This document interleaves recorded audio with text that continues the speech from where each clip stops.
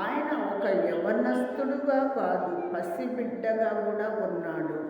యవనస్తుడుగా ఉన్నప్పుడే దేవుడు ఆయనకు గుర్తించి ఆ దైవము ఆయన దగ్గరికి వచ్చాడు. హల్లెలూయా.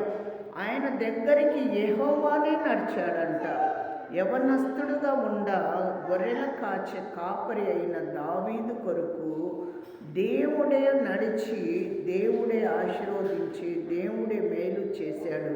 ఆయనకు ఎంత పెద్ద హోదా ఇచ్చాడు అంటే, ఆ గొర్రెల కాచే కాపరి అయిన దావీదు ఎంతగా మౌనము పాటించేవాడు. ఆయన దావీదు దేవుడి దగ్గర ఎంత మంచిగా ఉండేవాడు.